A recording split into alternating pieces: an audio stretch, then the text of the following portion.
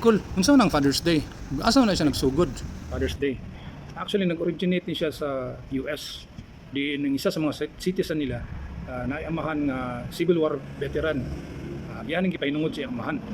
Atong June 19, 1910. Dayon na-recognize siya sa US government mo atong gihimo lang national holiday ni siya atong 1972. So mo na ni siya ang naangdan nato hangtod karon og na-adapt sa halos tanan nasod dis tibok kalibutan. Mo na siya Happy Father's Day.